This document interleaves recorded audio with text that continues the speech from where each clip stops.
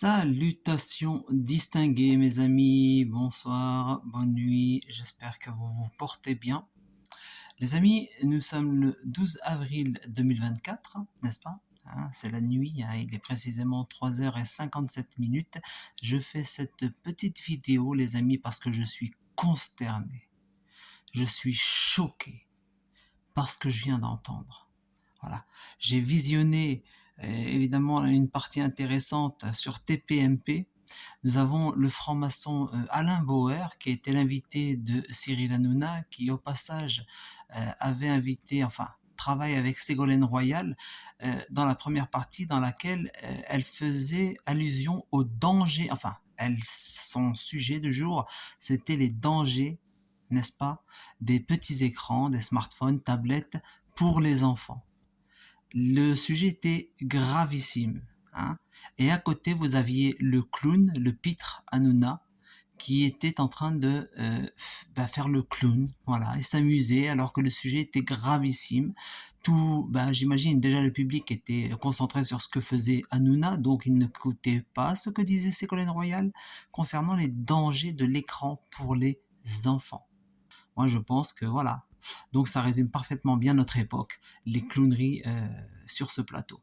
Ceci dit, donc, il y avait comme intervenant Alain Bauer, le franc-maçon, qui est venu parler de criminologie. C'est un spécialiste, disent-ils, en criminologie. N'est-ce pas? Vous allez entendre ce qui m'a choqué, et je pense que ça va vous choquer également. Tout être normalement constitué va être choqué par ce qui va être diffusé dans un petit instant. C'est un court extrait, mais ce sont les propos d'Alain Bauer qui expliquent la position du procureur de la République à Bordeaux concernant une affaire gravissime qui s'est déroulée dans la journée du mercredi 10 avril. D'accord? Donc c'était jour de fête, jour de l'Aïd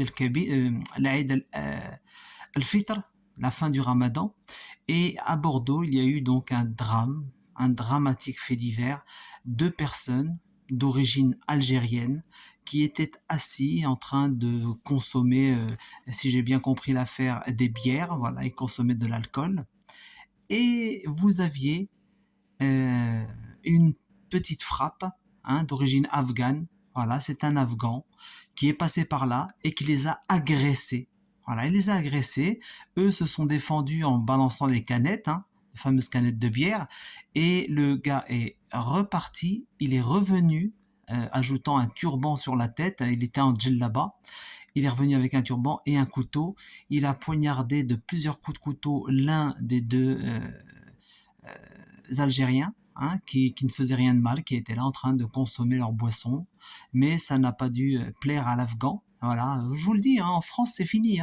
Je vous le dis, ça y est, nos politiciens sont en train de faire venir dans notre pays, qu'est la France, des gens qui n'accepteront jamais le mode de vie des Occidentaux et notamment des Français ici. D'accord? Bon, il a poignardé l'un des deux Algériens. L'autre a reçu 3 coups de couteau, mais il s'en est sorti, Dieu merci.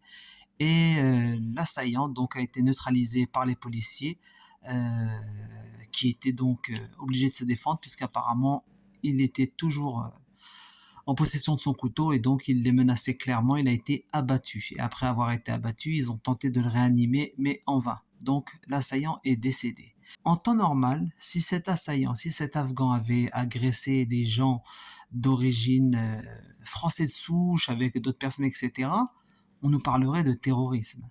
Mais là, comme il s'agit de 2 personnes d'origine algérienne, vous allez entendre, les amis, la crapulerie, la fils de puterie de ces voyous qui nous dirigent, de cette justice qui malheureusement n'en est plus une. Écoutez bien ce qui va être dit, les amis. Tenez-vous bien, accrochez-vous, comme dirait Salim Laibi, casque, genouillère, coudière, la totale, parce que ça, c'est gravissime. Je vous jure, c'est gravissime. Écoutez ça. Un peu plus loin, alors il manque un petit morceau à votre vidéo. Ça, exactement. Comme il manque le arrête, arrête, arrête, mais dans le arrête, arrête, arrête, il y a aussi une phrase d'une des victimes qui dit « Nous sommes comme toi, nous sommes pareils ». Exactement. Essayant de justifier par la nature de son statut algérien, dont nul ne sait d'ailleurs quel est son culte, hein, il ne le précise pas, le fait que par... On est pareil. Genre voilà, on est aussi musulmans. Sauf que c'est jour de l'Eid, ça n'a pas dû plaire à l'Afghan. Voilà, donc c'est magnifique. Voilà, c'est magnifique. Écoutez ce qu'il va te dire. Hein. À quelqu'un qui porte une djellaba dont il pense qu'il est soit de la même origine, soit de la même confession, on ne le sait pas, essaye de justifier ça. Or, on sait aujourd'hui que c'est l'élément qui va justement provoquer sa rage, considérant qu'il présuppose que ce sont de mauvais croyants et qui ne respectent pas les règles du culte. Parce qu'ils buvaient de l'alcool, c'est ça? Parce qu'ils buvaient de l'alcool. Écoutez attentivement ce qui va être dit concernant les propos du procureur qui va qualifier cette attaque d'autre chose que d'attaque terroriste. Ce n'est rien d'autre qu'une attaque terroriste, les amis. Nous avons affaire à une petite frappe intégriste, n'est-ce pas, terroriste, qui s'en prend à deux Français d'origine algérienne. Alors, si j'ai bien compris, ils sont d'origine algérienne. Après, bon, peu importe, en tout cas, ce sont deux personnes qui ont été attaquées, n'est-ce pas? Écoutez, s'il vous plaît. Et actuellement retenu, c'est ça. Alors, donc, ce serait... D'après la procureure qui est intervenue cet après-midi, on retient effectivement le motif non pas terroriste, mais communautaro-islamiste, on va dire. Non pas terroriste, mais communautaro-islamiste. Les amis, vous ne rêvez pas. Vous ne rêvez pas. Les propos de la procureure, d'accord, les actes qui ont été, enfin là, ce qui a été retenu comme infraction, comme crime, ce n'est pas une attaque terroriste, c'est un acte communautaro-islamiste. Ça concerne les bougnoules, c'est entre eux. Ça ne nous regarde pas. C'est que deux Algériens, finalement. Vous ne rêvez pas. Voilà.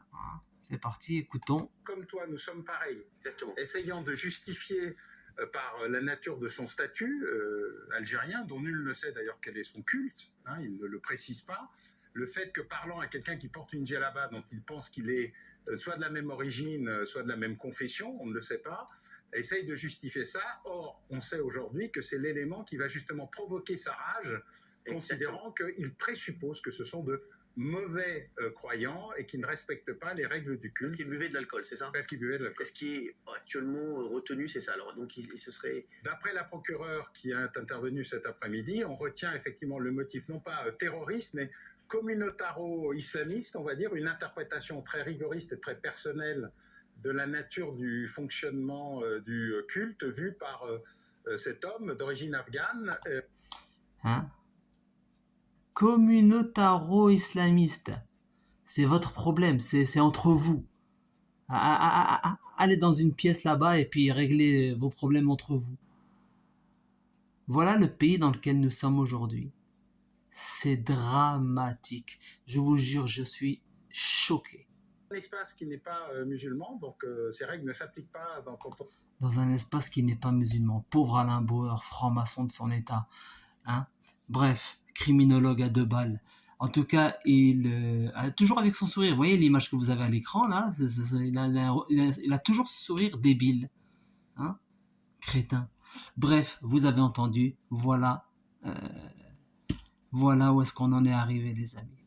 Voilà où est-ce qu'on en est arrivé. Ces ordures savent ce qu'ils font. Voilà, les amis. En tout cas, c'est de la bêtise. Enfin bref. Des crétins de tous les côtés, voilà. Mes amis, je vous embrasse et je vous souhaite une très bonne journée malgré ce qu'on vient d'entendre.